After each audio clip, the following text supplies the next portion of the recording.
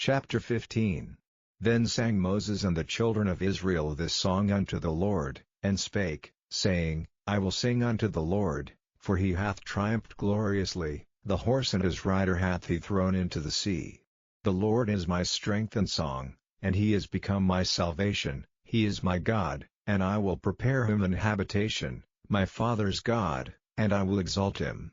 The Lord is a man of war, the Lord is his name. Pharaoh's chariots and his host hath he cast into the sea, his chosen captains also are drowned in the Red Sea.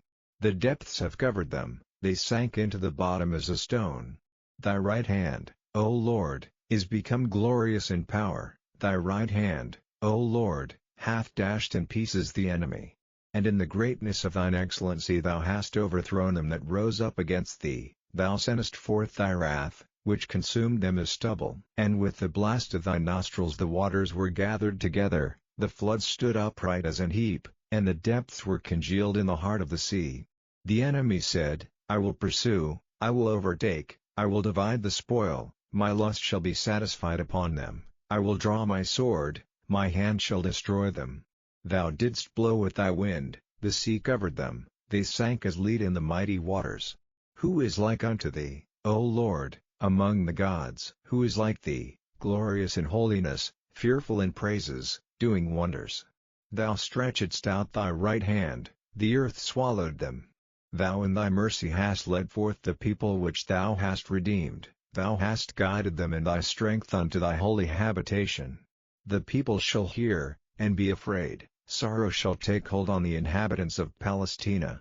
Then the dukes of Edom shall be amazed, the mighty men of Moab, trembling shall take hold upon them, all the inhabitants of Canaan shall melt away, fear and dread shall fall upon them. By the greatness of thine arm they shall be as still as a stone, till thy people pass over, O Lord, till the people pass over, which thou hast purchased. Thou shalt bring them in, and plant them in the mountain of thine inheritance, in the place, O Lord, which thou hast made for thee to dwell in the sanctuary, O Lord, which thy hands have established. The Lord shall reign forever and ever. For the horse of Pharaoh went in with his chariots and with his horsemen into the sea, and the Lord brought again the waters of the sea upon them, but the children of Israel went on dry land in the midst of the sea.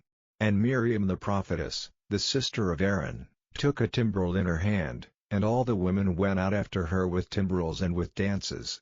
And Miriam answered them, Sing ye to the Lord, for he hath triumphed gloriously, the horse and his rider hath he thrown into the sea. So Moses brought Israel from the Red Sea, and they went out into the wilderness of Shur, and they went 3 days in the wilderness, and found no water. And when they came to Marah, they could not drink of the waters of Marah, for they were bitter, therefore the name of it was called Marah.